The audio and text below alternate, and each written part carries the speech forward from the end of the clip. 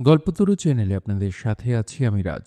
পড়ছিলাম বিভূতিভূষণ বন্দ্যোপাধ্যায়ের উপন্যাস ইছামতি। পড়ছি এর 10ম পর্ব। প্রসন্ন চকতি আজকাল গয়া মেমের দেখা বড় একটা পায় না। মেম সাহেব চলে যাওয়ার পরে গয়া একরকম স্থায়ীভাবেই বড় সাহেবের বাংলোয় বাস করছে। যদি বা বাইরে আসে, পথে ঘাটে দেখা মেলে কখনো সখনো। আগের মতো যেন আর নেই, আবার কখনো কখনো আছেও। খামখেয়ালি গয়া মেমের কথা কিছু বলা যায় না। মনে হলো তো প্রসন্ন চকতির সঙ্গে রাস্তায় দাঁড়িয়ে দাঁড়িয়ে কত গল্পই করলে, খেয়াল না হলো ভালো কথাই বললে না। নীলকুঠির কাজ খুব মন্দা। নীলের চাষ ঠিকই হচ্ছে, বা হয়ে এসেছেও এতদিন।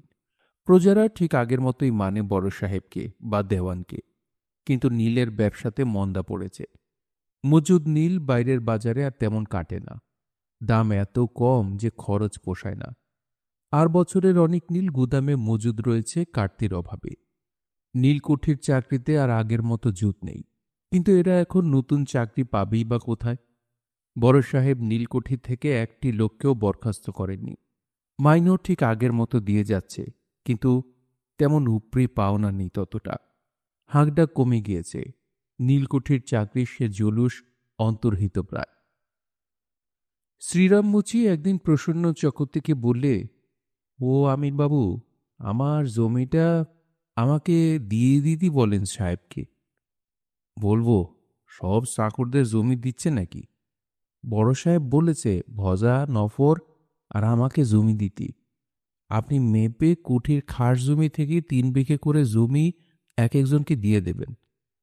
সাহেবের হুকুম পেলে দেব, আমরা পাবো না? আপনি বলে নিতে পারেন সাহেবকে, শুধু চাকর বাকরকে দেবে বলেছে, আপনাদের দেবে না। গোয়ামেমকে দেবে 15 বিঘে। হ্যাঁ, বলিস কি? সে পাবে না তো কি আপনি পাবা? সে হলো পেয়ারের লোক সাহেবের। ঠিক 2 দিন পরে দেওয়ান হরকালী সুর পরোয়ানা পেলেন বড় সাহেবের, গয়ামেমের জমি আমিনকে দিয়ে মাপিয়ে দিতে। আমিনকে ডাকিয়ে বলে দিলেন গয়ামেম নিজের চোখে গিয়ে জমি দেখে নেবে। কোন জমি থেকে দেওয়া হবে? বেলেডাঙ্গার 18 নম্বর থাক নকশা দেখুন। ধানি জমি কতটা আছে ঠিক করুন। সেইখানে মাত্র 5 বিঘে ধানের জমি আছে দেওয়ানজি। আমি বলি, সুতোর খাটার কোল থেকে নদীডাঙ্গার কাঠের পুল পর্যন্ত যে টুকরো আছে, শশীমুসির বাজেয়াপ্তি জমির দরুন, তাতে জলি ধান খুব ভালো হয়। সেটা ও যদি নেয়। হরকালী সুর চোখ টিপে বললেন, আহ, চুপ করুন। কেন বাবু? খাসির মাথার মতো জমি, সাহেবের পরে খাবে কি? নীলকুঠি তো উঠে গেল। ও জমিতেই 16 মণ 18 মণ উড়ি ধানের ফলন। সাহেব খাস খামারে চাষ করবে এরপরে। গয়াকে দেবার দায় পড়েছে আমাদের। না হয় এরপর আপনি আর আমি ও জমি রাখব। হায় মূর্খ বৈষয়িক হরকালী সুর, প্রণয়ের গতি কি করে বুঝবে তুমি? তারপর দিনই নিমগাছের তলায় দুপুরবেলায় অনেকক্ষণ দাঁড়িয়ে থেকে প্রসন্ন চকতি গয়ামেমের সাক্ষাৎ পেলে। গয়া কোনোদিন সাহেবের বাংলোয় ভাত খায় না। খাওয়ার সময় নিজেদের বাড়িতে মায়ের কাছে গিয়ে খায়। আর একটা কথা, রাতে সে কখনো সাহেবের বাংলোয় কাটায়নি। বরদা নিজে আলো ধরে মেয়েকে বাড়ি নিয়ে যায়। গয়া বললে, কি খুড়োমশাই, খবর কি? দেখাই তো আর পাইনে, ডুমুরের ফুল হয়ে গিয়েছ। গয়াম্যাম হেসে প্রসন্ন আমিনের খুব কাছে এসে দাঁড়িয়ে বললে, কেন এমন করে দাঁড়িয়ে আছেন এখানে দুপুরের রোদ্দুরি? তোমার জন্য। যান, আবার সব বাজে কথা খুড়োমশায়ের। 5 দিন দেখিনি আজ। ও পোড়ার মুখ আর নাইবা দেখলেন? তার মানে? আপনাদের কোন কাজে আর লাগবো বলুন? আচ্ছা গয়া। কি? বলেই গয়া মুখে আঁচল দিয়ে খিলখিল করে হেসে চলে যেতে উদ্যত হল। প্রসন্ন ব্যস্ত হয়ে বললে, শোনো শোনো, চললে যে কথা আছে। গয়া যেতে যেতে থেমে গেল। পেছন ফিরে প্রসন্ন চকতির দিকে চেয়ে বললে, আপনার কথা খুড়োমশাই শুধু হেন আর তেন। শুধু তোমাকে দেখতে ভালো লাগে, আর তোমার জন্য দাঁড়িয়ে আছি, আর তোমার কথা ভাবছি। এইসব বাজে কথা। যত বলি খুড়োমশাই বলে ডাকি, আমার অমন বলতে আছে আপনার? অমন বলবেন না, ততই মুখের বাঁধন দিন দিন আলগা হচ্ছে যেন। প্রসন্ন চকর্তি হেসে বললে, কোথায় দেখলে আলগা? কি বলেছি আমি? শুধু তোমারে দেখতে ভালো লাগে, তোমারে কতকাল দেখিনি, তোমারে না দেখলি থাকতে পারি নে। মিথ্যে কথা একটাও না। যান বাসায় যান দিনি, এ দুপুরবেলা রোদ্দুরই দাঁড়িয়ে থাকবেন না, ভারী দুঃখ হবে আমার। সত্যি গয়া? সত্যি তোমার দুঃখ হবে? ঠিক বলছো গয়া? হবে হবে হবে, বাসায় যান, পাগলামি করবেন না পথে দাঁড়িয়ে। একটা কথা, আবার একটা কথা, আরেকটা কথা। আরে ও গয়া শোনো আরেকটু। ও গয়া, এখানটায় বসে একটু গল্প করা যাক। না, ও কথা না। কি তবে, হাতি না ঘোড়া? ও সব কথাই না, মায়েরই বলছি গয়া। শোনো, খুব দরকারি কথা তোমার পক্ষে, কিন্তু খুব লুকিয়ে রাখবে, কেউ যেন না শোনে। এই দেখাশোনার কয়েকদিনের মধ্যে প্রসন্ন চকর্তি শশী মুচির বাজেয়াপ্তি জমির মধ্যে উৎকৃষ্ট জলি ধানের 15 বিঘে জমি গয়ামেমকে মেপে শ্রীরাম মুচিকে দিয়ে খোঁটা পুঁতিয়ে সীমানায় বাবলা গাছের চারা পুঁতে একেবারে পাকা করে গয়াকে দিয়ে দিলে। গয়া মাঠে উপস্থিত ছিল। একটা ডুমুর গাছ দেখে গয়া বললে, খুড়োমশাই, ওই ডুমুর গাছটা আমার জমিতে করে দেন না, ডুমুর খাবো। যদি দেই আমার কথা মনে থাকবে গয়া? হি হি হি হি। ওই আবার শুরু হলো। সোজা কথাটা বললি কি এমন দোষ হয়ে যায়? কথাটার উত্তর দিতে কি হচ্ছে? ও গয়া, হি হি হি হি। যাগে, মরুক গে, আমি কিছুটি আর বলছি নে। দিলাম চেন ঘুরিয়ে, ডুমুর গাছ তোমার রইল। পায়ের ধুলো নেব? না, নেব না। বেরম্মন দেবতা, তার উপর খুড়োমশাই, কত পাপ যে আমার হবে। গয়া এগিয়ে গিয়ে গড় হয়ে প্রণাম করলে দূর থেকে। কি প্রসন্ন হাসি ওর মুখের, কি হাসি! কচি ডুমুর গাছটা এখনো কতকাল বাঁচবে। প্রসন্ন চকর্তি আমিনের আজকার সুখের সাক্ষী রইল ওই গাছটা। প্রসন্ন আমিন মরে যাবে, কিন্তু আজ দুপুরের ওই কচি পাতা ওঠা গাছটার ছায়ায় যাদের অপরূপ সুখের বার্তা লেখা হয়ে গেল, চাঁদের আলোয় যাদের চোখের জল চিকচিক করে, ফাল্গুন দুপুরে গরম বাতাসে যাদের দীর্ঘশ্বাস ভেসে বেড়ায়, তাদের মনের সুখ দুঃখের কথা 50 বছর পরে কেউ আর মনে রাখবে কি? মাস কয়েক পরের কথা। ভবানী ছেলেকে নিয়ে ইছামতির ধারে বনর শিমতলার ঘাটের বাঁকে বসে আছেন। বেলা 3 প্রহর এখনো হয়নি। ঘন বন জঙ্গলের ছায়ায় নিবিড় তীরভূমি পানকৌড়ি আর বালিহাঁসের ডাকে মাঝে মাঝে মুখর হয়ে উঠছে। জেলেরা ডুব দিয়ে যেসব ঝিনুক আর জোংরা তুলেছিল গত শীতকালে, তাদের স্তূপ এখনো পড়ে আছে ডাঙার এখানে ওখানে। বন্যলতা দুলছে জলের উপর বাবলা গাছ ও বন্য যজ্ঞী ডুমুর গাছ থেকে। কাক জংখার থলো থলো রাঙা ফল সবুজ পাতার আড়াল থেকে উঁকি মারছে। ভবানী বললেন, খোকা, আমি যদি মারা যাই, মাদের তুই দেখবি? না বাবা, আমি তাহলে কাঁদব। কাঁদবি কেন? আমার বয়স হয়েছে, আমি কতকাল বাঁচব? অনেক দিন। তোর কথায় রে, পাগলা একটা। খোকা হি হি করে হেসে উঠল। তারপরেই বাবাকে এসে জড়িয়ে ধরলে ছোট্ট ছোট্ট দুটি হাত দিয়ে। বললে, আমার বাবা, আমার কথা শোন, আমি মরে গেলে তুই দেখবি তোর মাদের? না, আমি কাঁদব তাহলে। বল দেখি, ভগবানকে? জানি নে। থাকেন কোথায় তিনি? হুম, ওই ওখানে। খোকা আঙুল দিয়ে আকাশের দিকে দেখিয়ে দিলে। কোথায় রে বাবা? গাছের মাথায়? হুম। তাকে ভালোবাসিস? না। সে কি রে, কেন? তোমাকে ভালোবাসি। আর কাকে? মাকে ভালোবাসি। ভগবানকে ভালোবাসিস না কেন? চিনি নে। খোকা, তুই মিথ্যে কথা বলিসনি, ঠিক বলেছিস। না চিনে না বুঝে কাউকে ভালোবাসা যায় না। চিনে বুঝে ভালোবাসলে সে ভালোবাসা পাকা হয়ে গেল। সেজন্যই সাধারণ লোকে ভগবানকে ভালোবাসতে পারে না। তারা ভয় করে, ভালোবাসে না। চিনবার বুঝবার চেষ্টা তো করেই না কোনো দিন। আচ্ছা, আমি তোকে বোঝাবার চেষ্টা করব, কেমন? খোকা কিছু বুঝলে না, কেবল বাবার শেষের প্রশ্নটির উত্তরে বললে, হুম। খোকন, এই পাখি দেখতে কেমন রে? ভালো। পাখি কে তৈরি করেছে জানিস? ভগবান, বুঝলি? খোকা ঘাড় নেড়ে বললে, হুম। তুই কিছু বুঝিসনি। এই যা কিছু দেখছিস সব তৈরি করেছেন ভগবান। বুঝেছি বাবা, মা বলেছে ভগবান নক্ষত্র করেছে। আর কি? আর চাঁদ। আর আর সূর্যি। হুম, তুই এত কথা কার কাছে শিখলি? মার কাছে? বেশ। চাঁদ ভালো লাগে? হুম। তবে দেখ তো, এমন জিনিস যিনি তৈরি করেছেন তাকে ভালোবাসা যায় না? আমি ভালোবাসবো। নিশ্চয়ই। কিছু কিছু ভালোবেসো। তুমি ভালোবাসবে? হুম। মা ভালোবাসবে? হুম। আমি ভালোবাসবো। বেশ। ছোট মা ভালোবাসবে? হুম। তাহলে আমি ভালোবাসবো। নিশ্চয়ই। আজ আকাশের চাঁদ তোকে ভালো করে দেখাবো। চাঁদের মধ্যে কে বসে আছে? চাঁদের মধ্যে কিছু নেই রে, ওটা চাঁদের কলঙ্ক। কলঙ্ক কি বাবা? কলঙ্ক? ওই হলো গিয়ে পেতলে যেমন কলঙ্ক পড়ে তেমনি। ছেলে অবাক হয়ে বাপের মুখের দিকে তাকায়। কি সুন্দর নিষ্পাপ অকলঙ্ক মুখ ওর। চাঁদে কলঙ্ক আছে, কিন্তু খোকার মুখে কলঙ্কের ভাঁজও নেই। ভবানী বাড়ুজ্যে অবাক হয়ে ছেলের মুখের দিকে তাকান। কোথায় ছিল রে শিশু এতদিন? বহু দূরের ও কোন অতীতের মোহ তার হৃদয়কে স্পর্শ করে। যে পৃথিবী অতি পরিচিত, প্রতিদিন দৃষ্ট, যেখানে বসে ফণী চকর্তি সুদ কষেন, চন্দ্রচাটুর্যের ছেলে জীবন চাটুর্যে সমাজ পতিত্ব পাবার জন্যে দলাদলি করে, অজস্র পাপ ক্ষুদ্রতা ও লোভে যে পৃথিবী ক্লেদাক্ত, এ যেন সে পৃথিবী নয়। অত্যন্ত পরিচিত মনে হলেও এ অত্যন্ত অপরিচিত, গভীর রহস্যময়। বিরাট বিশ্বযন্ত্রের লয় সঙ্গতির একটা মনোমুগ্ধকর টান।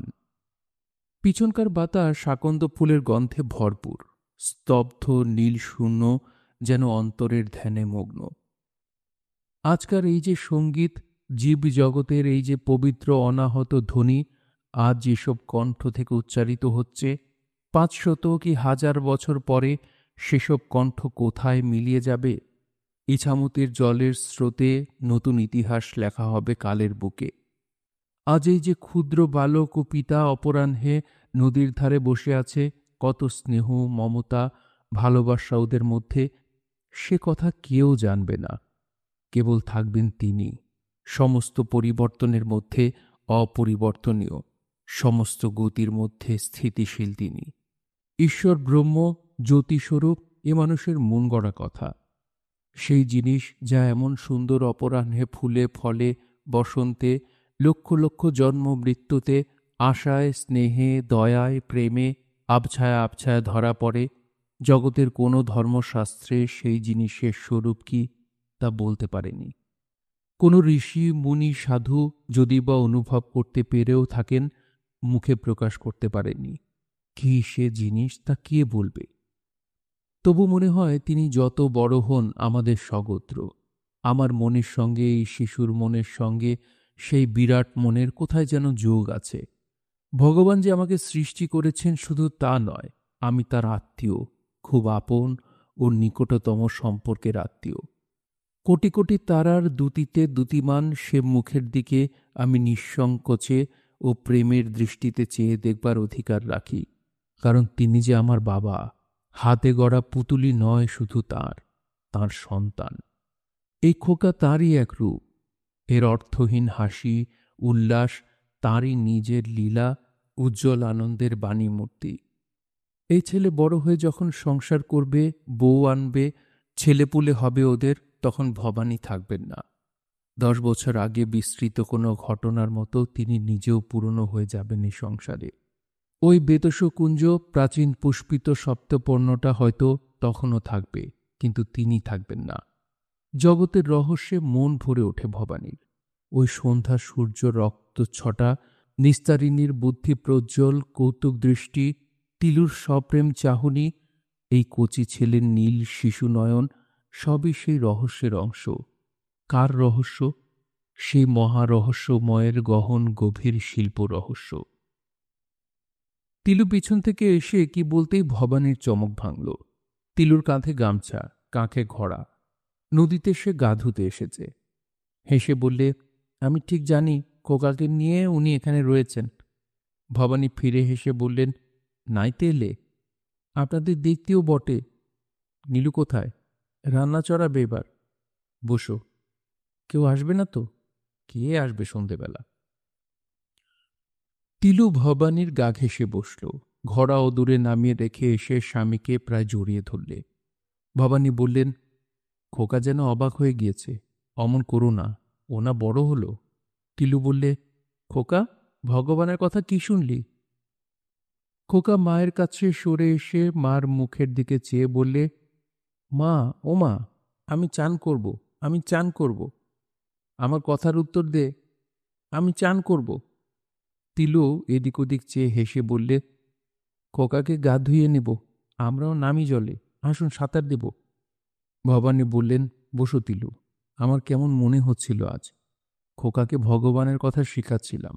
মনে হচ্ছিল এই আকাশ বাতাস নদী জলের পেছনে তিনি আছেন, এই খোকার মধ্যেও।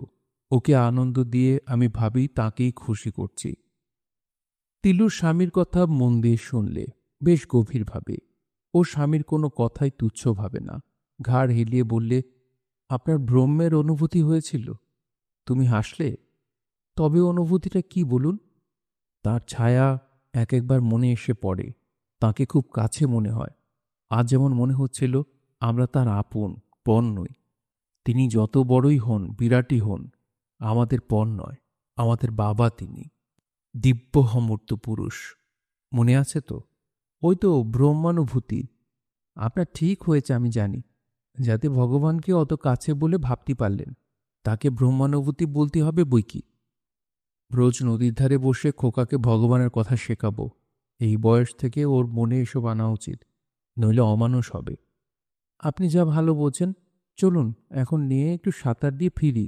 খোকা, ডাঙায় বসো। খোকা, ডাঙায় বসো। খোকা খুব বাধ্য সন্তান, ঘাড় নেড়ে বললে, জলে নেমো না। না। স্বামী স্ত্রী দুজনে মনের আনন্দে সাঁতার দিয়ে স্নান করে খোকাকে গা ধুইয়ে নিয়ে চাঁদ ওঠা জোনাকি জলা সন্ধ্যার সময় মাঠের পথ দিয়ে বাড়ি ফিরল। চৈত্র মাস যায় যায়, মাঠ বন ফুলে ফুলে ভরে গিয়েছে। নির্জন মাঠের উঁচু ডাঙায় ফুলে ভরা ঘেটু বন ফুরফুরে দক্ষিণে বাতাসে মাথা দোলাচ্ছে। স্তব্ধ নীল শূন্য, যেন অনন্তের ধ্যানমগ্ন। ভবানী বাড়ুজ্যের মনে হল, দিকহারা দিক চক্রবালের পেছনে যে অজানা দেশ, যে অজ্ঞাত জীবন, তারই বার্তা যেন এই সুন্দর নির্জন সন্ধ্যাটিতে ভেসে আসছে। তিনি গুরুর আশ্রয় পেয়েও ছেড়েছেন ঠিক, সন্ন্যাসী না হয়ে গৃহস্থ হয়েছেন। 3টি স্ত্রী একত্রে বিবাহ করে জড়িয়ে পড়েছিলেন, একথাও ঠিক, কিন্তু তাতেই বা কি? মাঠ, নদী, বনঝোপ, ঋতুচক্র, পাখি, সন্ধ্যা, জ্যোৎস্না রাত্রির প্রহরগুলির আনন্দ বার্তা তার মনে এক নতুন উপনিষদ রচনা করেছে। এখানেই তার জীবনের সার্থকতা। এই খোকার মধ্যে তাকে তিনি দেখতে পান। নদীর ঘাট থেকে মেয়েরা এইমাত্র জল নিয়ে ফিরে গেল।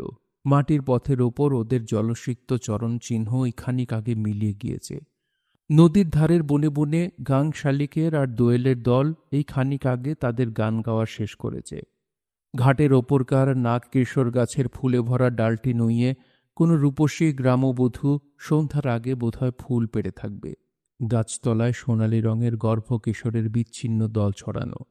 মরকত বনির মতো ঘন সবুজ রঙের পাতা তলা বিছিয়ে পড়ে আছে। হঠাৎ বিলুর কথা মনে পড়ে মনটা উদাস হয়ে যায় ভবানীর। হয়তো তিনি খানিকটা অবহেলা করে থাকবেন, তবে গাতসারে নয়। মেয়েদের মনের কথা সবসময় কি বুঝতে পারা যায়? দুঃখকে বাদ দিয়ে জগতের সুখ নেই। প্রকৃত সুখের অবস্থা গভীর দুঃখের পরে। দুঃখের পূর্বে সুখ অগভীর, তরল, খেলো হয়ে পড়ে। দুঃখের পরে যে সুখ, তার নির্মল ধারায় আত্মার স্নান যাত্রা নিষ্পন্ন হয়, জীবনের প্রকৃত আস্বাদ মিলিয়ে দেয়। জীবনকে যারা দুঃখময় বলেছে, তারা জীবনের কিছুই জানে না। জগৎটাকে দুঃখের মনে করা নাস্তিকতা। জগৎ হল সেই আনন্দময়ের বিলাস বিভূতি। তবে দেখার মতো মন ও চোখ দরকার। আজকাল তিনি কিছু কিছু বুঝতে পারেন। খোকা হাত উঁচু করে বললে, বাবা, ভয় করছে। কেন রে? শিয়াল। আমাকে কোলে নাও। না, হেঁটে চলো। তাহলে আমি কাঁদব। তিলু বললে, বাবা, ভিজে কাপড় আমাদের দুজনেরই। সর্বশরীর ভেজাবি কেন এই সন্ধেবেলা? হেঁটে চলো। নীলু সন্ধে দেখিয়ে বসে আছে। ভবানীর আহ্নিকের জায়গা ঠিক করে রেখেছে। নিকোনো গোছনো ওদের ঝকঝকে তকতকে মাটির দেওয়া। আহ্নিক শেষ করতেই নীলু এসে বললে, জলপান দিই এবার। তারপর সে একটা কাঁসার বাটিতে 2টি মুড়কি আর 2 টুকরো নারকোল নিয়ে এসে দিলে। বললে, আমার সঙ্গে এবার একটু গল্প করতে হবে কিন্তু। বসুন নীলু, কি রাঁধছ?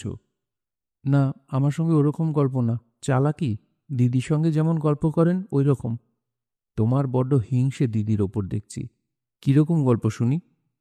সংস্কৃত টমস্কৃত, ঠাকুর দেবতার কথা, ব্রহ্ম না কি? ভবানী হো হো করে হেসে উঠে সস্নেহে ওর দিকে চাইলেন। বললেন, শুনতে চাওনি কোনোদিন, তাই বলিনি। বেশ, তাই হবে। তুমি জানো কার মতো করলে? প্রাচীন দিনে এক ঋষি ছিলেন, তার 2 স্ত্রী গার্গী ও মৈত্রী। তুমি করলে গার্গীর মতো। সতীন কাঁটা যখন ভুমা চাইবে, তখন বুঝি আর না বুঝি আমাকে সেই ভুমাই নিতে হবে। এই ছিল গার্গীর মনে আসল কথা।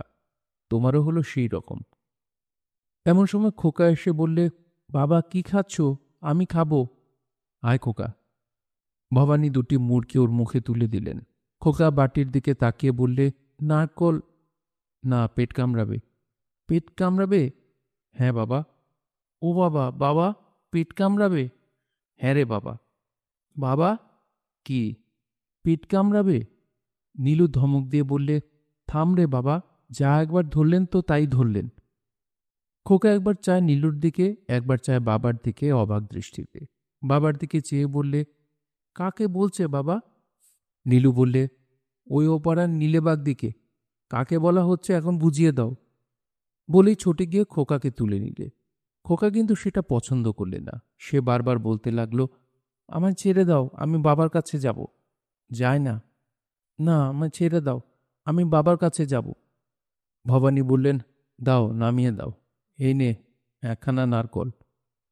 খোকা বাবার বেজায় ন্যাওটো। বাবাকে পেলে আর কাউকে চায় না। সে এসে বাবার হাত থেকে নারকল নিয়ে বাবার কোলে মাথা রেখে বলতে লাগলো, বাবার মুখের দিকে চেয়ে, ও বাবা, বাবা। কিরে খোকা? খোকা বাবার গায়ে হাত বুলিয়ে বলে, ও বাবা, বাবা। এই তো বাবা। এমন সময় প্রবীণ শ্যামচাঁদ গাঙ্গুলি এসে ডেকে বললেন, বাবাজি বাড়ি আছো? ভবানী শস্যব ব্যস্তে বললেন, আসুন মামা, আসুন। আসবো না আর, আলো আমার আছে। চলো একবার চন্দর দাদার চণ্ডী মণ্ডপে। ভানি গয়লানির সেই বিধবা মেয়েটার বিচার হবে। শক্ত বিচার আজকে। আমি আর সেখানে যাব না মামা। সে কি কথা, যেতেই হবে। তোমার জন্যই সবাই বসে। সমাজের বিচার, তুমি হলে সমাজের একজন মাথা। তোমরা আজকাল কর্তব্য ভুলে যাচ্ছ বাবাজি, কিছু মনে করো না। নীলু খোকাকে নিয়ে এর আগেই রান্নাঘরে চলে গিয়েছিল। শ্যামচাঁদ গাঙ্গুলিকে প্রত্যাখ্যান করা চলবে না। দুর্বাসা প্রকৃতির লোক, এখনই কি বলতে কি বলে বসবেন। রান্নাঘরে ঢুকে তিলু নীলুকে কথাটা বলতে গেলেন ভবানী। জটিল গ্রাম্য হাঙ্গামা, ফিরতে রাত হবে। খোকা এসে মহা খুশির সঙ্গে বাবার হাত ধরে বলল, বাবা এসো খাই। কি খাবো রে? এসো বাবা, বসো, মজা হবে। না রে, আমি যাই, দরকার আছে, তুমি খাও। আমি তাহলে কাঁদব। তুমি যেও না, যেও না, বসো এখানে, মজা হবে। খোকার মুখে সে কি উল্লাসের হাসি। বাবাকে সে মহা আগ্রহে হাত ধরে এনে একটা পিঁড়িতে বসিয়ে দিলে। যেটাতে বসিয়ে দিলে সেটা রুটি বেলবার চাকি, ঠিক পিঁড়ি নয়। বসো এখানে। তুমি খাবে? হুম, আমি খাবো। বেশ, তুমি খাবে? কিন্তু দুর্বাসার শ্যাম গাঙ্গুলি বাইরে থেকে হেঁকে বললেন ঠিক সেই সময়, বলি, দেরি হবে নাকি বাবাজির? আর থাকা যায় না। দুর্বাসা ঋষিকে বাইরে দাঁড় করিয়ে রাখা চলে না। ভবানীকে উঠতে হলো। খোকা এসে বাবার কাপড় চেপে ধরে বললে, যাস নে এ বাবা, বসো। ও বাবা, আমি তাহলে কাঁদব। খোকার আগ্রহশীল ছোট্ট দুর্বল হাতের মুঠো থেকে তাড়াতাড়ি কাপড় ছাড়িয়ে নিয়ে ভবানীকে চলে যেতে হলো। সমস্ত রাস্তা শ্যাম গাঙ্গুলির সমাজপতি বকবক করতে লাগলেন। চন্দ্র চাটুর্যের চণ্ডী মণ্ডপে কাদের একটি যুবতী মেয়ের গুপ্ত প্রণয় ঘটিত কি বিচার হতে লাগল। এসব ভবানী বাড়ুজ্যের মনের এক কোণেও স্থান পায়নি। তার কেবল মনে হচ্ছিল খোকার চোখে সেই আগ্রহ ভরা আকুল সপ্রেম দৃষ্টি। আর 2টি ছোট্ট মুঠির বন্ধন অগ্রাহ্য করে তিনি চলে এসেছেন। মনে পড়ল খোকনের আরও ছেলেবেলার কথা। কোথায় যেন সেদিন তিনি গিয়েছিলেন। সেদিন অনেকক্ষণ খোকাকে দেখেননি ভবানী বাড়ুজ্যে। মনে হয়েছিল সন্ধেবেলায় হয়তো বাড়ি ফিরে দেখবেন সে ঘুমিয়ে পড়েছে, আর সারা রাতে আর সে জাগবে না। তার সঙ্গে কথাও বলবে না। বাড়ির মধ্যে ঢুকে দেখলেন সে ঘুমোয়নি, বাবার জন্য জেগে বসে আছে। ভবানী বাড়ুজ্যে ঘরে ঢুকতেই সে আনন্দের সুরে বলে উঠল, ও বাবা, আয় না, ছবি। তুমি শো, আমি আসছি ও ঘর থেকে। ও বাবা, আয়, তাহলে আমি কাঁদব। ভবানীর ভালো লাগে বড় এই শিশুকে। এখনো 2 বছর পেরোয়নি, কেমন সব কথা বলে এবং কি মিষ্টি সুরে অপূর্ব ভঙ্গিতেই না বলে। শিশুর প্রতি গাঢ় মমতা রসে ভবানীর প্রাণ সিক্ত হল। তিনি ওর পাশে শুয়ে পড়লেন। শিশু ভবানীর গলা জড়িয়ে ধরে বললে, আমার বড়দা, আমার বড়দা। সে কি রে? আমার বড়দা। আমি বুঝি তোর বড়দা? বেশ বেশ। শ্বশুরবাড়ির গ্রামে বাস করার দরুন এ গায়ের ছেলে মেয়েদের এবং অধিকাংশ লোকেরই তিনি ভগ্নিপতি সম্পর্কের লোক। তারা অনেকেই তাকে বড়দা, কেউ মেজদা বলে ডাকে। শিশু সেটা শুনে শুনে যদি ঠাউরে নেয় যে লোকটাকে বাবা বলা হয় তার অন্য নাম কিন্তু বড়দা, তবে তাকে দোষ দেওয়া চলে না। ভবানী ওকে আদর করে বললেন, খোকন, আমার খোকন, আমার বড়দা। ভবানীর তখনই মনে হল এক অপূর্ব প্রেমের রূপ দেখতে পাচ্ছেন এই ক্ষুদ্র মানবকের হৃদয় রাজ্যে। এত আপন তাকে এত অল্প দিনে কেউ করতে পারেনি, এত নির্বিচারে, এত নিঃসংকোচে। আপনার পরে তফাতই এই। তিনি বললেন, তোকে একটা গল্প করি খোকন। একটা জুজু বড়ি আছে ওই তাল গাছে, কুলোর মতো তার কান, মূলোর মতো। এ পর্যন্ত বলতেই খোকা তাড়াতাড়ি 2 হাত দিয়ে তাকে জড়িয়ে ধরে বললে, আমার ভয় করবে, আমার ভয় করবে, তাহলে আমি কাঁদব। তুমি কাঁদবে? হ্যাঁ। আচ্ছা, থাক থাক। খানিকটা পরে খোকা বড় মজা করেছে। ছোট্ট মাথাটি দুলিয়ে 2 হাত ছড়িয়ে ক্ষুদ্র মুঠি পাকিয়ে সে ভয় দেখানো সুরে বললে, এতটা জুজুবুড়ি আছে, মট্ট বড় কান।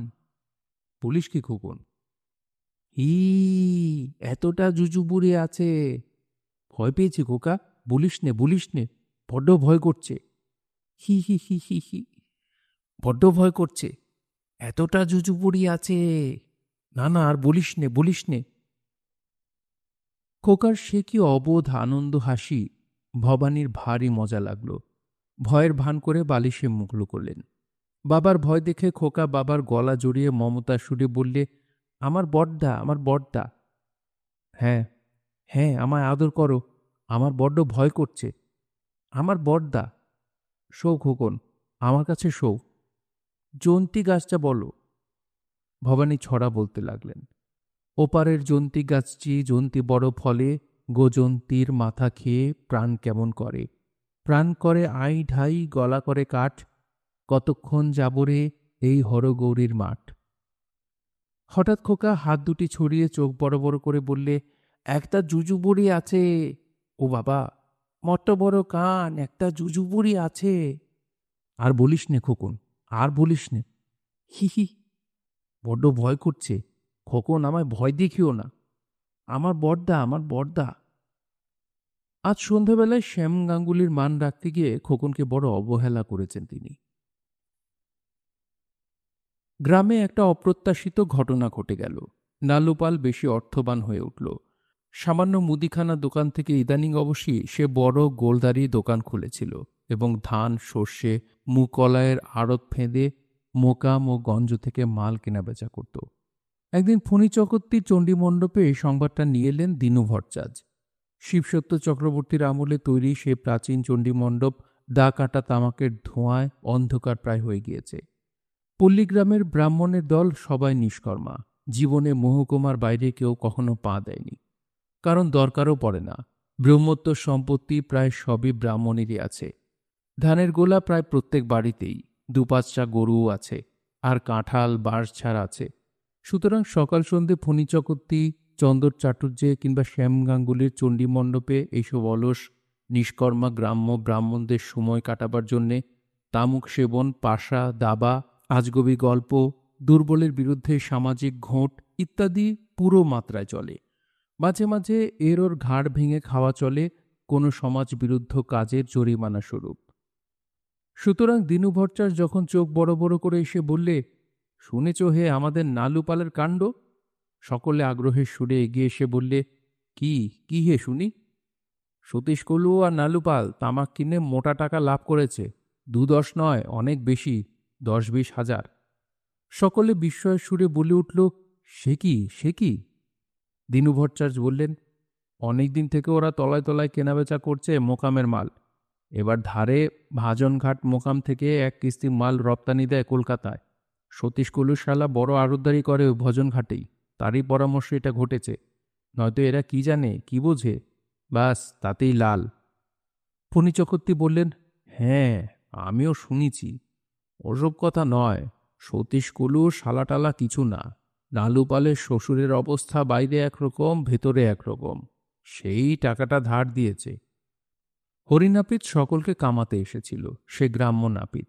সকালে এখানে এলে সবাইকে একত্রে পাওয়া যায় বলে বারের কামানোর দিন সে এখানেই আসে। এসেই কামায় না, তামাক খায়। সে কোলকে খেতে খেতে নামিয়ে বললে, না খুড়োমশাই, বিনোদ প্রামাণিকের অবস্থা ভালো না, আমি জানি। আড়তদারি করে ছোটখাটো, অত পয়সা কোনে পাবে? তলায় তলায় তার টাকা আছে, জামাইকে ভালোবাসে, তার ওই এক মেয়ে। টাকাটা যে করেই হোক জোগাড় করে দিয়েছে জামাইকে। টাকা না হলে ব্যবসা চলে? জিনিসটার কোনো মীমাংসা হোক আর না হোক, নালুপাল যে অর্থবান হয়ে উঠেছে 6 মাস 1 বছরের মধ্যে সেটা জানা গেল ভালোভাবে যখন সে মস্ত বড় ধান চালের সায়ের বসালে পটপটিতলার ঘাটে। জমিদারের কাছে ঘাট ইজারা নিয়ে ধান ও শস্যের মরশুমে 10-20 খানা মহাজনী কিস্তি রোজ তার সায়েরে এসে মাল নামিয়ে উঠিয়ে কেনাবেচা করে। দুজন কয়াল জিনিস মাপতে হিমশিম খেয়ে যায়। অন্তত 25,000 টাকা সে মুনাফা করলে এই এক মরশুমে পটপটিতলা সায়ের থেকে। লোকজন মুহুরি গোমস্তা রাখলে, মুদিখানা দোকান বড় গোলদারি দোকানে পরিণত করলে, পাশে একখানা কাপড়ের দোকানও খুললে। আগে নালুপাল ছিল সম্পূর্ণ গৃহস্থ, এখন সে হলো ধনী মহাজন। কিন্তু নালুপালকে দেখে তুমি চিনতে পারবে না। খাটো নহাতি ধুতি পরনে, খালি গা খালি পা। ব্রাহ্মণ দেখলে গান নুয়ে দুহাত জড়ো করে প্রণাম করে পায়ে ধুলো নেবে, গলায় তুলসীর মালা, হাতে হরিনামের ঝুলি। না, নালুপাল যা এক জীবনে করলে অনেকের পক্ষেই তা স্বপ্ন। যদি তুমি জিজ্ঞেস করলে, পালমশাই ভালো সব? বিনীতভাবে হাত জোর করে নালুপাল বললে, প্রাত পেট নাম হই, আসুন বসুন। না ঠাকুরমশাই, ব্যবসার অবস্থা বড্ড মন্দা। এসব ঠাটবাট তুলে দিতে হবে, প্রায় অচল হয়ে এসেছে, চলবে না আর। মুখের দিনভাব দেখলে অনভিজ্ঞ লোকে হয়তো নালুপালের অবস্থার বর্তমান অবনতির জন্য দুঃখ বোধ করবে, কিন্তু ওটা শুধু বৈষ্ণব সুলভ দীনতা মাত্র। নালুপালের বাস্তব অবস্থার সঙ্গে এর কোনো সম্পর্ক নেই। শায়েরিরই বছরে 14-15 হাজার টাকা কেনা বেচা হয়, 30,000 টাকা কাপড়ের কারবারের মূলধন। নালুপালের একজন অংশীদার আছে, সে হচ্ছে সেই সতীশ কলু। দুজনে একদিন মাথায় মোট নিয়ে হাটে হাটে জিনিস বিক্রি করত। নালুপাল সুপুরি, সতীশ কলু তেল। তারপর হাতে টাকা জমিয়ে ছোট একটি মুদির দোকান করলে নালুপাল। সতীশের পরামর্শে নালু তেঘরা শেখাটি আর বাঁধ মোড়া মোকাম থেকে সর্ষে, আলু আর তামাক কিনে এনে দেশে বেচতে শুরু করে। সতীশ এতে শূন্য বখরাদার ছিল, মোকাম সন্ধান করত। কাঁটায় মাল খরিদ করতে ওস্তাদ খুঘু সতীশ কলু। কৃতিত্ব এই, একবার তাকালে বিক্রেতা মহাজন বুঝতে পারবে, হ্যাঁ খদ্দের বটে। সতীশ কলুর কৃতিত্ব এই উন্নতির মূলে। নালুপাল গোড়া থেকেই সততার জন্য নাম কিনেছিল। দুজনের সম্মিলিত অবদানে আজ এই দৃঢ় ব্যবসা প্রতিষ্ঠানটি গড়ে উঠেছে। স্বামী বাড়ি ফিরলে তুলসী বলে, হ্যাঁ গা, এবার কালী পুজোতে অমন হিম হয়ে বসে আছো কেন? বড্ড কাজের চাপ পড়েছে বড় বউ। মোকামে 500 মণ মাল কেনা পড়ে আছে, আনবার কোনো বন্দোবস্ত করে উঠতে পারছি নে। ওসব আমি শুনছি নে, আমার ইচ্ছে গায়ের সব বেরাম্মানদের এবার লুচি চিনির ফলার খাওয়াবো, তুমি বন্দোবস্ত করে দাও, আর আমার সোনার যশম চাই। বাবা, এবার যে মোটা খরচের ফদ্দ। তা হোক, খোকাদের করলে নিয়ে তোমাকে করতে হবে, আর ছোট খোকার বোর পাটা নিমফল তোমাকে ওই সঙ্গে দিতে হবে। দাঁড়াও বড় বউ, একসঙ্গে অমন গড়গড় করে বলো না, রয়ে বসে। না, রতি বসতে হবে না, ময়না ঠাকুরজিকে শ্বশুরবাড়ি থেকে আনাতে হবে, আমি আজই শয়ের মাকে পাঠিয়ে দিই। আরে, তারে তো কালী পুজোর সময় আনতেই হবে, সে তুমি পাঠিয়ে দাও না যখন ইচ্ছে। আবার দাঁড়াও, ব্রাহ্মণ ঠাকুরেরা কোথায় ফলার খাবেন তার ঠিক করি, চন্দর চাটুর্যে তো মারা গিয়েছেন। আমি বলি, শোনো, ভবানী বারুজের বাড়ি যদি করতে পারো, আমার দুটো সাধ্যের মধ্যেই এ হলো একটা। আরেকটা কি শুনতে পাই? খুব শুনতে পারো। রামকানায় কবিরাজকে তন্দ্র ধার করে পুজো করাতে হবে। অমন লোক এই দিকে নেই। বুঝলাম, কিন্তু সে বড্ড শক্ত বড় বউ। পয়সা দিয়ে তেনারে আনা যাবে না, সে চিজ না। ও ভবানী ঠাকুরেরও সেই গতিক। তবে তিলু দিদিমণি আসেন সেখানে, সেই ভরসা। তুমি গিয়ে তেনারে ধরে রাজি করাও। ওদের বাড়ি হলেই সব ব্রাহ্মণ খেতে যাবেন। স্বামী স্ত্রী এই পরামর্শের ফলে কালী পূজার রাত্রে এই গ্রামের সব ব্রাহ্মণ ভবানী বাড়ুজ্যের বাড়িতে নিমন্ত্রিত হল। তিলুর খোকা যাকে দেখে তাকেই বলে, কেমন আছেন? কাউকে বলে, আসুন আসুন, তুমি ভালো আছেন? তিলু ও নীলু সকলের পাতে নুন পরিবেশন করছে দেখে খোকা বায়না ধরল সেও নুন পরিবেশন করবে। সকলের পাতে নুন দিয়ে বেড়ালে। দেবার আগে প্রত্যেকের মুখের দিকে বড় বড় জিজ্ঞাসু চোখে চায়, বলে, তুমি নেবে, তুমি নেবে? দেখতে বড় সুন্দর মুখখানি। সকলেই ওকে ভালোবাসে। নিজেদের মধ্যে বলা বলি করে, তা হবে না, মাও সুন্দরী, বাপও সুপুরুষ। লোকে ঘাঁটিয়ে তার কথা শোনবার জন্যে আর সুন্দর মুখখানি দেখবার জন্যে অকারণে বলে ওঠে, খোকন, এই যে এদিকে লবণ দিয়ে যাও বাবা। খোকা ব্যস্ত সুরে বলে, যাই। কাছে গিয়ে বলে, তুমি ভালো আছেন, নুন নেবে? রামকানাই কবিরাজ কালী পূজার তন্ত্রধারক ছিলেন। তিনিও একপাশে খেতে বসেছেন। তিলু তার পাতে গরম গরম লুচি দিচ্ছিল বারবার এসে। রামকানাই বললেন, না দিদি, এ কেন দিচ্ছ? আমি খেতে পারিনি যে অত। রামকানাই কবিরাজ বুড়ো হয়ে পড়েছেন আগেকার চেয়ে। কবিরাজ ভালো হলে কি হবে, বৈষয়িক লোক তো নন, কাজেই পয়সা জমাতে পারেননি। যে দরিদ্র সেই দরিদ্র। বড় সাহেব শিবটন একবার তাকে ডাকিয়ে পূর্ব অত্যাচারের প্রায়শ্চিত্ত স্বরূপ কিছু টাকা দিতে চেয়েছিল, কিন্তু ব্লেচ্ছের দান নেবেন না বলে রামকানাই সে অর্থ প্রত্যাখ্যান করে চলে এসেছিলেন। ভোজনরত ব্রাহ্মণদের দিকে চেয়ে দূরে দাঁড়িয়েছিল লালমোহন পাল। আজ তার সৌভাগ্যের দিন। এতগুলি কুলীন ব্রাহ্মণের পাতে সে লুচি চিনি দিতে পেরেছে। আধমন ময়দা, 10 গব্যঘৃত ও 10 চিনি বরাদ্দ। দিয়তাং ভুজতাং ব্যাপার, দেখেও সুখ। ও তুলসী, দাঁড়িয়ে দেখো, সে চক্ষু সার্থক করো। তুলসী এসে লজ্জায় কাঁঠাল তলায় দাঁড়িয়েছিল। স্ত্রীকে সে ডাক দিলে। তুলসী এক গলা ঘোমটা দিয়ে স্বামীর অদূরে দাঁড়াল। এক দৃষ্টি স্বামী স্ত্রী চেয়ে রইল নিমন্ত্রিত ব্রাহ্মণদের দিকে। নালুপালের মনেই কেমন এক ধরনের আনন্দ, তা বলে বোঝাতে পারে না। কিশোর বয়সে ও প্রথম যৌবনে কম কষ্টটা করেছে মামার বাড়িতে। মামিটা একটু বেশি তেল দিত না মাখতে। শখ করে বাবরি চুল রেখেছিল মাথায়, কাঁচা বয়সের শখ। তেল অভাবে চুল রুক্ষ থাকত। দুটি বেশি ভাত খেলে বলতো, হাতির খোরাক আর বসে বসে কত জোগাবে। অথচ সে কি বসে বসে ভাত খেয়েছে মামির বাড়ির? দুক্রোশ দূরবর্তী ভাতছালার হাট থেকে সমানে চাল মাথায় করে এনেছে। মামিমা ধান সেদ্ধ শুকনো করবার ভার দিয়েছিল ওকে। রোজ আধমন 22 ধান সেদ্ধ করতে হতো। হাট থেকে আসবার সময় একদিন চাদরের খুঁট থেকে একটা রূপোর দুয়ানি পরে হারিয়ে গিয়েছিল নালুর। মামিমা 3 দিন ধরে রোজ ভাতের থালার সামনে দিয়ে বলতো, আর ধান নেই, এবার ফুরুলো। মামার জমানো গোলার ধান আর কদিন খাবা, পথ দেখো এবার। সেদিন ওর চোখ দিয়ে জল পড়েছিল। সেই নালুপাল আজ এতগুলি ব্রাহ্মণের লুচি চিনির পাকা ফলার দিতে পেরেছে। ইচ্ছে হয় সে চেঁচিয়ে বলে, তিলু দিদি, খুব দাও, যিনি যা চান দাও। একদিন বড্ড কষ্ট পেয়েছি দুটো খাওয়ার জন্য।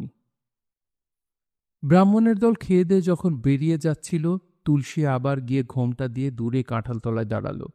লালমোহন হাত জোর করে প্রত্যেকের কাছে বললে, ঠাকুরমশাই, পেট ভরল? গ্রামের সকলে নালুপালকে ভালোবাসে। সকলেই তাকে ভালো ভালো কথা বলে গেল। শম্ভু রায় রাজারাম রায়ের দুঃসম্পর্কের ভাইপো। সে কলকাতার আমটি কোম্পানির হৌস নকল নবিশ। বলে, চলো নালু, আমার সঙ্গে সোমবারে কলকাতা। উৎসব হচ্ছে সামনের সপ্তাহে, খুব আনন্দ হবে, দেখে আসবা। এ গায়ের কেউ তো কিছু দেখল না, সব কুয়োর ব্যাং। রেলগাড়ি খুলেছে হাওড়া থেকে পেঁড়ো বর্ধমান পর্যন্ত, দেখে আসবা। রেলগাড়ি জানি, আমার মাল সেদিন এসেছে রেলগাড়িতে ওদিকের কোন জায়গা থেকে, আমার মুহুরি বলছিল। দেখেছ? কলকাতায় গেলাম কবে যে দেখব। চলো এবার দেখে আসবা। ভয় করে, শুনেছি নাকি বেজায় চোর জুয়োচোরের দেশ। আমার সঙ্গে যাবা, তোমরা টাকার লোক, তোমাদের ভাবনা কি? ভালো বাঙালি সরাইখানায় ঘর ভাড়া করে দেব। জীবনে অমন কখনো দেখবা না আর। কাবুল যুদ্ধে জিতে সরকার থেকে উৎসব হচ্ছে। এইভাবে নালুপাল ও তার স্ত্রী তুলসী উৎসব দেখতে কলকাতা রওনা হলো। স্ত্রীকে সঙ্গে নিয়ে যাওয়ায় যথেষ্ট আপত্তি উঠেছিল নালুপালের পরিবারে। সাহেবরা খ্রিস্টান করে দেয় সেখানে নিয়ে গেলে গোমাংস খাইয়ে। আরও কত কি। শম্ভুরা এই গ্রামের একমাত্র ব্যক্তি যে কলকাতার হালচাল সম্বন্ধে অভিজ্ঞ। সে সকলকে বুঝিয়ে ওদের সঙ্গে নিয়ে গেল। কলকাতায় এসে কালীঘাটে ছোট্ট খোলার ঘর ভাড়া করলে ওরা। ভাড়াটা কিছু বেশি, দিন 1 আনা। আদিগঙ্গায় স্নান করে জোড়া পাঁঠা দিয়ে সোনার বেলপাতা দিয়ে পুজো দিলে তুলসী। 7 দিন কলকাতায় ছিল, রোজ গঙ্গা স্নান করত, মন্দিরে পুজো দিত। তারপর কলকাতার বাড়িঘর, গাড়ি ঘোড়া, তার কি বর্ণনা দেবে ন্যালু আর তুলসী। 4 ঘোড়ার গাড়ি করে বড় বড় লোক গড়ের মাঠে হাওয়া খেতে আসে। তাদের বড় বড় বাগানবাড়ি কলকাতার উপকণ্ঠে। শনি রবিবারে নাকি বাইনাচ হয় প্রত্যেক বাগানবাড়িতে। এক একখানা খাবারের দোকান কি, অত সব খাবার চোখেও দেখেনি ওরা। লোকের ভিড় কি রাস্তায়। যেদিন গড়ের মাঠে আতশবাজি পোড়ানো হলো, সাহেবরা বেত হাতে করে সামনের লোকদের মারতে মারতে নিজেরা বীর দর্পে চলে যাচ্ছে। ভয়ে লোকজন পথ ছেড়ে দিচ্ছে। তুলসীর গায়েও এক ঘা বেত লেগেছিল। পেছনে চেয়ে দেখে 2 সাহেব আর 1 মেম। 2 সাহেব বেত হাতে নিয়ে শুধু ডাইনে ও বাঁয়ে মারতে মারতে চলেছে। তুলসী ওমাগো বলে সভয়ে পাশ দিয়ে দাঁড়ালো। শম্ভু রায় ওদের হাত ধরে সরিয়ে দিয়ে এলো। নালুপাল বাজার করতে গিয়ে লক্ষ্য করলে এখানে তরিতরকারি বেশ আঁকড়া দেশের চেয়ে। তরিতরকারি সের দরে বিক্রয় হয়, সেই প্রথম দেখলে। বেগুনের সের 2 পয়সা। এখানকার লোক কি খেয়ে বাঁচে? দুধের সের 1 আনা 6 পয়সা। তাও খাঁটি দুধ নয়, জল মেশানো। তবে শম্ভু রায় বললে এই উৎসবের জন্য বহু লোক কলকাতায় আসার দরুন জিনিসপত্রের যে চড়া দর আজ দেখা যাচ্ছে, এটা কলকাতার সাধারণ বাজারের দর নয়। গোল আলু যথেষ্টই পাওয়া যায় এবং সস্তা। এই জিনিসটা গ্রামে নেই, অথচ খেতে খুব ভালো। মাঝে মাঝে মুদিখানার দোকানিরা শহর থেকে নিয়ে গিয়ে বিক্রি করে বটে, দাম বড্ড বেশি। নালুপাল তুলসীকে বললে, কিছু গোল আলু কিনে নিয়ে যেতে হবে দেশে। পর্দায় পোষায় কিনা দেখে আমার দোকানে আমদানি করতে হবে। তুলসী বললে, ওসব সাহেবদের খাবার হাঁড়িতে দেওয়া যায় না সব সময়। কে তোমাকে বলেছে সাহেবদের খাবার? আমাদের দেশে চাষ হচ্ছে যথেষ্ট। আমি মোকামের খবর রাখি। কালনা কাটোয়া মোকামের আলু সস্তা, অনেক চাষ হয়। আমাদের গা ঘরে আনলি তেমন বিক্রি হয় না। নইলে আমি কালনা থেকে আলু আনতে পারি নে, না খবর রাখি নে। শহরে চলে, গায়ে কিনবে গ্যাডা। তুলসী বললে, ঢেকি কিনা সগে গেলেও ধান ভানে, ব্যবসা আর কেনা বেচা। এইখানে এসেও তাই। এই তাজ্জব ভ্রমণের গল্প নালুপালকে কতদিন ধরে করতে হয়েছিল গ্রামের লোকদের কাছে। কিন্তু এর চেয়েও একটা তাজ্জব ব্যাপার ঘটে গেল একদিন। শীতকালের মাঝামাঝি একদিন দেওয়ান হরকারী সুর আর নরহরি পেশকার এসে হাজির হল ওর আড়তে। নালুপাল ও সতীশ কলু তটস্থ হয়ে শশব্যস্ত হয়ে ওদের অভ্যর্থনা করল। তখনই পান্তামাকের ব্যবস্থা হলো। নীলকুঠির দেওয়ান মানি লোক, হঠাৎ কারো কাছে যান না। একটু জলযোগের ব্যবস্থা করবার জন্যে সতীশ কলু নবু ময়রার দোকানে ছুটে গেল। কিছুক্ষণ পরে দেওয়ানজি তার আসার কারণ প্রকাশ করলেন। বড় সাহেব কিছু টাকা ধার চান। বেঙ্গল ইন্ডিগো কনসার্ন মোল্লাহাটির কুঠি ছেড়ে দিচ্ছে। নীলের ব্যবসা মন্দা পড়েছে বলে তারা এই কুঠি রাখতে চায় না। শিপটন সাহেব নিজ সম্পত্তি হিসেবে এ কুঠি রাখতে চান। এর বদলে 15,000 টাকা দিতে হবে বেঙ্গল ইন্ডিগো কনসার্নকে। এই কুঠি বাড়ি বন্ধক দিয়ে বড় সাহেব নালুপালের কাছে টাকা চায়। নরহরি পেশকার বললে, কুঠিটা বজায় রাখার এই একমাত্র ভরসা, নইলে চৈত্র মাস থেকে নীলকুঠি উঠে গেল। আমাদের চাকরি তো চলে গেলই, সাহেবও চলে যাবে। দেওয়ান হরকালী বললেন, বড় সাহেবের খুব ইচ্ছে নিজে কুঠি চালিয়ে একবার দেখবেন। এতকাল এদেশে কাটিয়ে আর কোথায় যেতে ইচ্ছে করে না। দেশে কেউ নেইও তো, মেম সাহেব তো মারা গিয়েছেন। একটা মেয়ে আছে, সে এদেশে কখনো আসেনি। নালুপাল হাত জোর করে বললে, এখন কিছু বলতে পারবো না দেওয়ানবাবু, ভেবে দেখতে হবে। তাছাড়া আমার একার ব্যবসা না, অংশীদারের মত চাই। 3-4 দিন পরে আপনাকে জানাবো। দেওয়ান হরকালী সুর বিদায় নিয়ে যাবার সময় বললেন, 3 দিন কেন, 15 দিন সময় আপনি নিন পালমশাই। মার্চ মাসে টাকার দরকার হবে, এখনো দেরি আছে। তুলসী শুনে বললে, বলো কি? আমিও ভাবছি কিসের থেকে কি হলো। টাকা দেবে? আমার খুব অনিচ্ছে নেই। অত বড় কুঠি বাড়ি, 150 বিঘে খাস জমি, বড় বড় কলমের আমের বাগান, ঘোড়া গাড়ি, মেজো কেদারা, ঝাল লণ্ঠন সব বন্ধক থাকবে। কুঠির নেই নেই এখনো অনেক আছে, কিন্তু সতেকুলুর দেখলাম ইচ্ছে নেই। ও বলে আমরা আড়তদার লোক, হ্যাঙ্গামাতে যাওয়ার দরকার কি? এরপর হয়তো বই নিয়ে মামলা করতে হবে। সমস্ত রাত নালুপালের ঘুম হল না। বড় সাহেব শিবটন টমটম করে যাচ্ছে। কুঠির পাইক লাঠিয়াল, দবদবা রবরবা, মারো শ্যামচাঁদ, দাও ঘর জ্বালিয়ে। শিব মোল্লাহাটির হাটে পান সুপুরি মোট নিয়ে বিক্রি করতে যাচ্ছে। টাকা দিতে বড্ড ইচ্ছে হয়। এই বছরে আর একটা উল্লেখযোগ্য ঘটনা ঘটে গেল। আফগান যুদ্ধ জয়ের উৎসব ছাড়াও মাত্র কয়েকদিন জ্বরে বড় সাহেব হঠাৎ মারা গেল মার্চ মাসের শেষে। সাহেব যে অমন হঠাৎ মারা যাবে তাকেও কল্পনা করতে পারেনি। অসুখের সময় গয়া ম্যাম যেমন সেবা করেছে অমন দেখা যায় না। রোগের প্রথম অবস্থা থেকেই সে রোগীর কাছে সর্বদা হাজির থাকে। জ্বরের ঝোঁকে শিবটন বকে, কী সব গান গায়। গয়া বোঝে না সাহেবের কী সব কিচিরমিচির বুলি।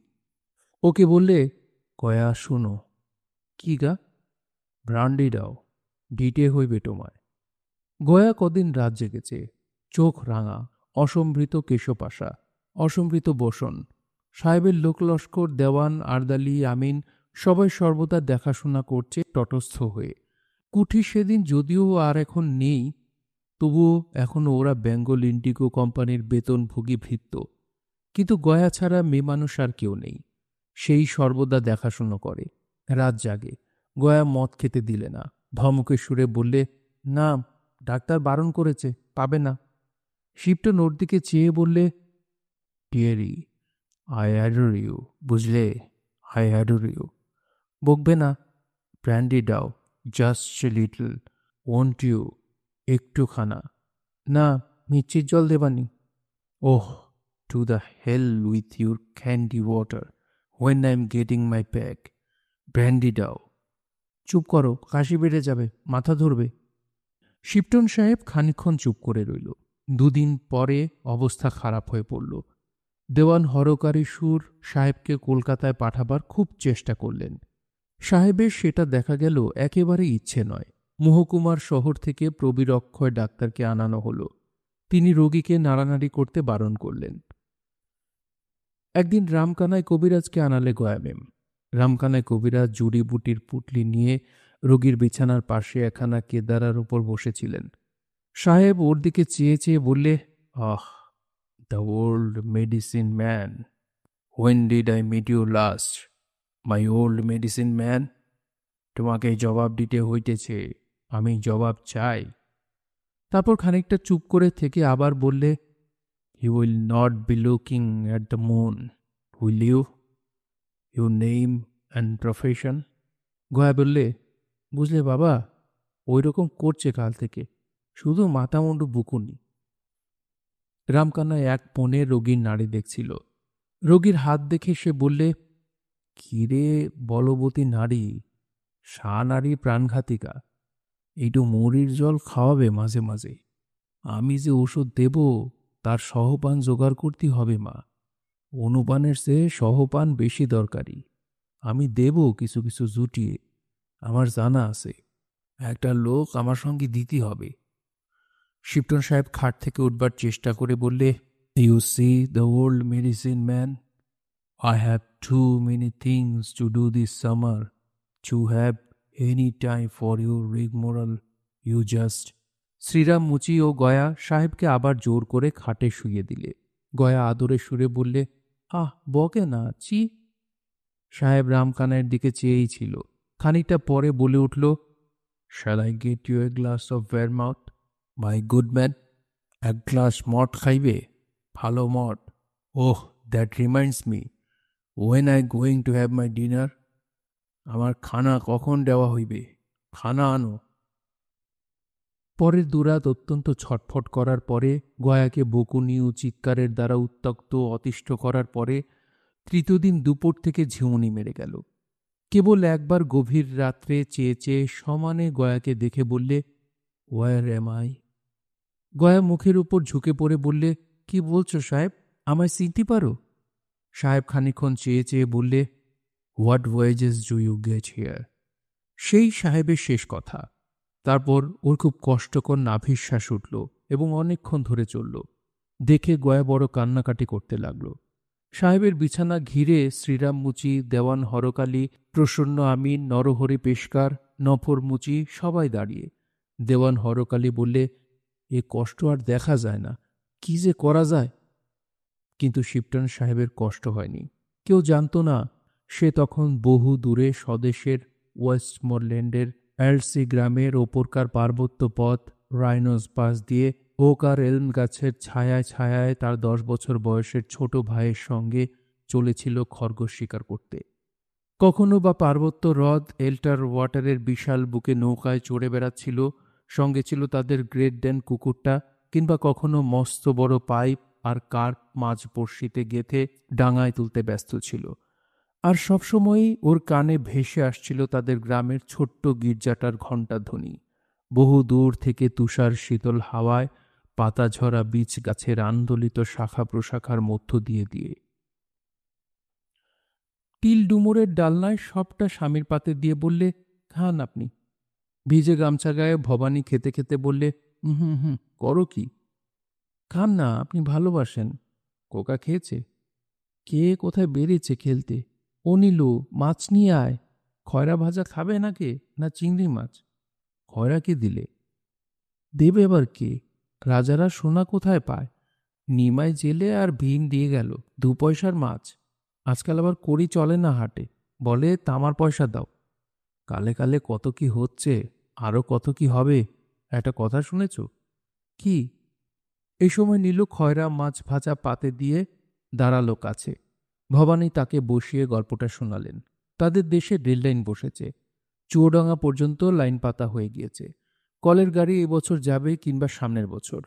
তিলু অবাক হয়ে বাউটি শোভিত হাত দুটি মুখে তুলে এক মনে গল্প শুনছিল। এমন সময় রান্নাঘরের ভেতর ঝনঝন করে বাসনপত্র যেন স্থানচ্যুত হবার শব্দ হলো।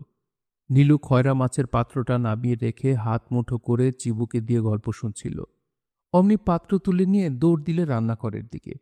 ঘরের মধ্যে গিয়ে তাকে বলতে শোনা গেল, যা যা, বেরো আপদ। তিলু ঘাড়ুচো করে বললে, হ্যাঁ রে, নিয়েছে। বড় বেল মাছটা ভেজি রেখেছি, ও বেলা খোকাকে দেব বলে নিয়ে গিয়েছে। ধাড়িটা না মেদিটা? ধাড়িটা। ও বেলা ঢুকতে দিবি নে ঘরে, ঝ্যাঁটা মেরে তাড়াবি। ভবানী বললেন, সেও কেষ্টর জীব, তোমার আমার না খেলে খাবে কার? খেয়েছে, বেশ করেছে। অনিল, চলে এসো, গল্প শোনো। আর 2 দিন পরে বেঁচে থাকলে কলের গাড়ি শুধু দেখা নয়, চড়ে শান্তিপুরের রাস দেখে আসতে পারবে। নীলু ততক্ষণ আবার এসে বসেছে খালি হাতে। ভবানী গল্প করেন, অনেক কুলি এসেছে, গাইতি এসেছে, জঙ্গল কেটে লাইন পাচ্ছে। রেলের পাটি তিনি দেখে এসেছেন, লোহার ইটের মতো, খুব লম্বা, তাই জুড়ে জুড়ে পাতে। তিলু বললে, আমরা দেখতে যাব। যেও, লাইন পাতা দেখে কি হবে? সামনের বছর থেকে রেল চলবে এদিকে। কোথায় যাবে বলো? নীলু বললে, জ্যৈষ্ঠী যোগুল, দিদিও যাবে। যোগুল দেখিয়ে জ্যৈষ্ঠী মাসে পতিসহ থাকে স্বর্গবাসে। বড্ড স্বামী ভক্তি যে দেখছি। আবার হাসি কিসের? খাস পইছে আর নোয়া বজায় থাকুক, তাই বলুন। মেজদি ভাগিমানি ছিল, এক মাথায় সিঁদুর আর কস্তা পেড়ে শাড়ি পরে চলে গিয়েছে। দেখতে দেখতেই কতদিন হয়ে গেল। তিলু বললে, ওর খাবার সময় তুই বুঝি আর কথা খুঁজে পেলি নে? যত বয়স হচ্ছে তত ধাড়ির ঢিঙ্গি হচ্ছেন দিন দিন। বিলুর মৃত্যুর যদিও বা 4-5 বছর হলেও হয়েছে, তিলু জানে স্বামী এখনো তার কথায় বড় অন্যমনস্ক হয়ে যান। দরকার কি খাবার সময় সে কথা তুলবার? নিস্তারিণী ঘোমটা দিয়ে এসে এই সময় উঠোন থেকে ব্যস্ত সুরে বললে, ও দিদি, বরঠাকুরের খাওয়া হয়ে গিয়েছে? কেন রে, কি হতে? আমরা টক আর কচু শাকের ঘণ্টা, উনি ভালোবাসেন বলেছিলেন, তাই বলি রান্না হলো, নিয়ে যাই। খাওয়া হয়ে গিয়েছে? ভয় নেই, খেতে বসেছেন, দিয়ে যা। সলজ্জ সুরে নিস্তারিণী বললে, তুমি দাও দিদি, আমার লজ্জা। ইস, ওর মেয়ের বয়স, শুনি আবার লজ্জা। যা দিয়ে আয়। না দিদি। হ্যাঁ। নিস্তারিণী জড়িত চরণে তরকারির বাটি নামিয়ে রাখলে এসে ভবানী বাড়ুজ্যের থালার পাশে। নিজে কোনো কথা বললে না, কিন্তু ওর চোখ মুখ আগ্রহে, উৎসাহে এবং কৌতূহলে উজ্জ্বল। ভবানী বাটি থেকে তরকারি তুলে চেখে দেখে বললেন, চমৎকার কচুর শাক। কার হাতের রান্না বৌমা? নিস্তারিণী এ গ্রামের মধ্যে এক অদ্ভুত ধরনের বউ।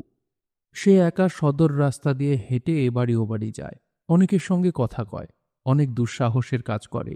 যেমন আজ এই দুপুরে রাস্তা দিয়ে হেঁটে তরকারি আনা ওপাড়া থেকে। এ ধরনের বউ এ গ্রামে কেউ নেই। লোকে অনেক কানাকানি করে, আঙুল দিয়ে দেখায়, কিন্তু নিস্তারিণী খুব অল্প বয়সের বউ নয়, আর বেশ শক্ত। শ্বশুর শাশুড়ি বা আর কাউকে ও তেমন মানে না। সুন্দরী একসময় বেশ ভালোই ছিল, এখন যৌবন সামান্য একটু পশ্চিমে হেলে পড়েছে। ভবানীর বড় মমতা হয়, প্রাণের শক্তিতে শক্তিময়ী মেয়ে। কত কুৎসা, কত রটনাই ওর নামে। বাংলাদেশের এই পল্লী অঞ্চল যেন ক্লিবের জগৎ। সুন্দরী, বুদ্ধিমতী, শক্তিমতী মেয়ে যে সৃষ্টি কি অপূর্ব বস্তু, এই মূর্খের ক্লিবের দল তার কি জানে। সমাজ সমাজ করেই গেল এই মহামূর্খের দল। দেখেছেন এদেশে এই নিস্তারিণীকে আর গয়া ম্যামকে। ওই আর একটি শক্ত মেয়ে, জীবন সাধনার বড় অভিজ্ঞানর চরিত্র। রামকানাই কবিরাজের কাছে গয়ার কথা শুনেছিলেন ভবানী। নীলকুঠির বড় সাহেবের মৃত্যুর পরে রোজ সে রামকানাই কবিরাজের বাড়ি এসে চৈতন্য চরিতামৃত শুনত। পরে দুঃখ দেখলে সিকিটা, কাপড়খানা, কখনো এক খুঁচি চাল দিয়ে সাহায্য করত। কত লোক প্রলোভন দেখিয়েছিল, তাতে সে ভোলেনি। সব প্রলোভনকে তুচ্ছ করেছিল নিজের মনের জোরে। বড় নাকি দুরবস্থাতে পড়েছিল। গ্রামে ওর জাতের লোক ওকে একঘরে করেছিল ওর মুরব্বী বড় সাহেব মারা যাওয়ার পর। অথচ তারাই এতকালে কত খোসামত করেছিল ওকে, যখন ওর এক কথায় নতুন দাগমারা জমির নীলের মার্কা উঠে যেতে পারত, কিংবা কুঠিতে ঘাস কাটার চাকরি পাওয়া যেত। কাপুরুষের দল। শুনছিলেন বিভূতিভূষণ বন্দ্যোপাধ্যায়ের উপন্যাস ইছামতি। পড়ছিলাম এর 10ম পর্ব। উপন্যাসটি শুনতে কেমন লাগছে অবশ্যই কমেন্ট করে আমাদেরকে জানাতে পারেন। ভালো লাগলে একটি লাইক করবেন, চাইলে শেয়ার করে অন্যকে শোনার সুযোগ করে দিতে পারেন। সবাই ভালো থাকবেন, সুস্থ থাকবেন এবং গল্পতরুর সঙ্গেই থাকবেন। ধন্যবাদ।